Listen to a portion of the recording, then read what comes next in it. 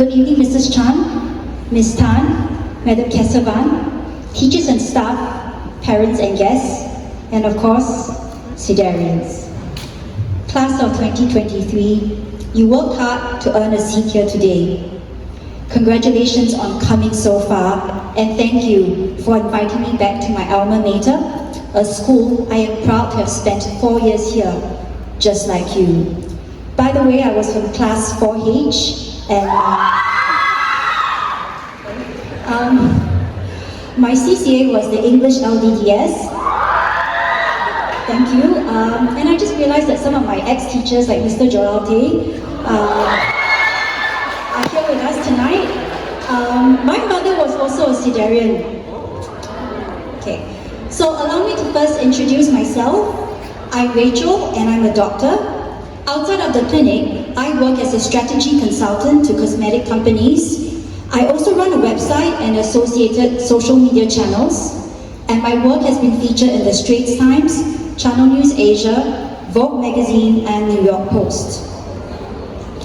I was asked to come back to share my journey with you, and like all of you, I sat in this hall from my graduation and O-levels 21 years ago.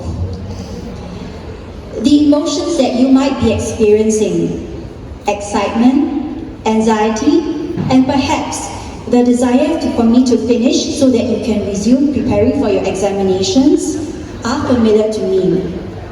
I'll keep this speech succinct because this day is not about me, but all about you and your journey ahead. I only have a few lessons to share with you. And the first is related to the unique challenges of your generation. You and your peers are the most digitally connected generation ever. And so the challenges that you will face will be completely different from that of your parents' generation. What are these challenges, you might wonder? Artificial intelligence, augmented reality, and greater connectivity across borders, which are already changing the way people work and live.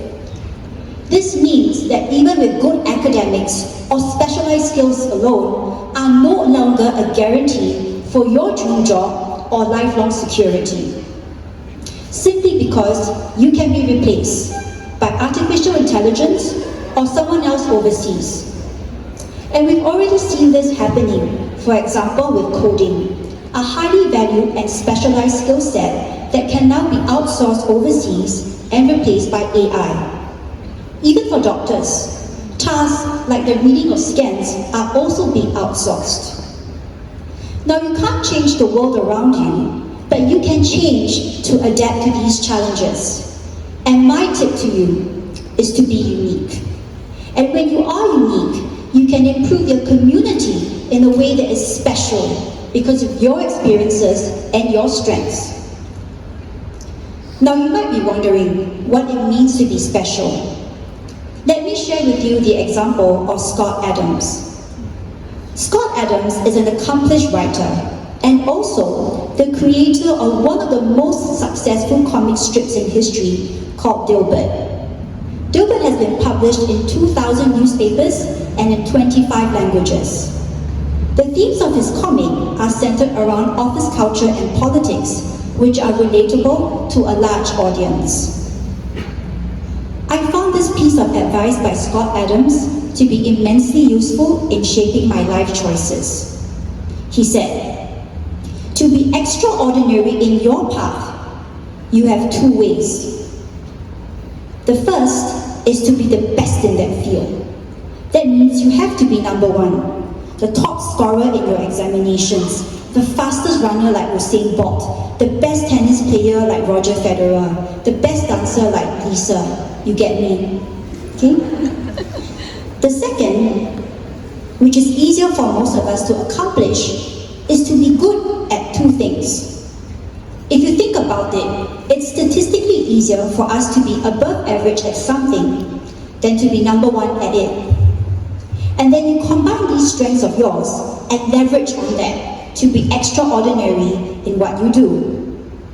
Scott Adams has once said, "I'm not the funniest person in the room.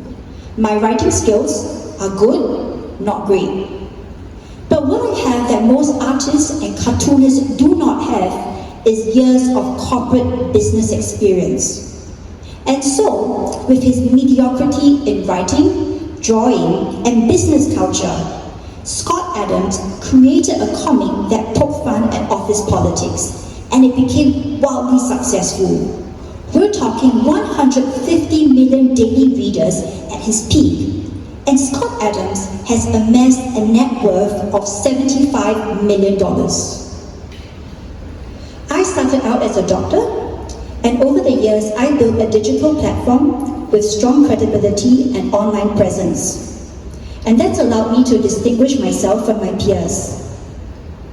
Like Scott Adams, I created this path by combining some of my skills and interest. I'm a decent doctor, or at least I like to think so, and I'm an okay writer and quite creative.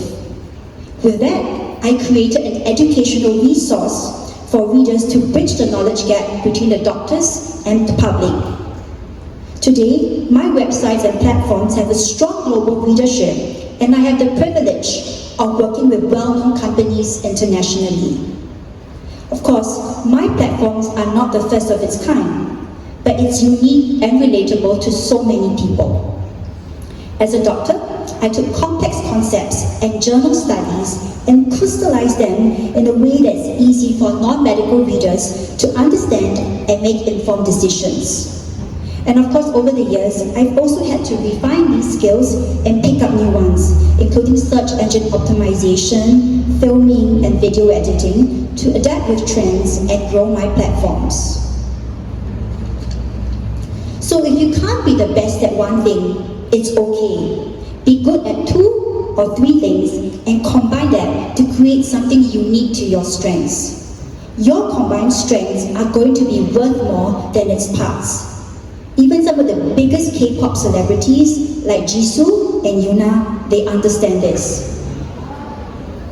They're good singers and dancers, and they're also pretty good at other skills like acting and hosting. So remember, you can be extraordinary.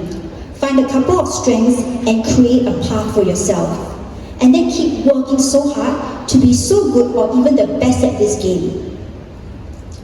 At this point, I think that many of you might be wondering, what are my strengths and what should I do with them? At 16, it may or may not come to you naturally.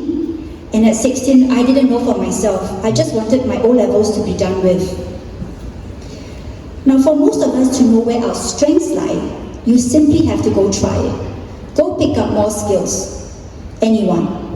Soft skills like the ability to think critically and communicate effectively, and hard skills like, say, those related to digital literacy and graphic design.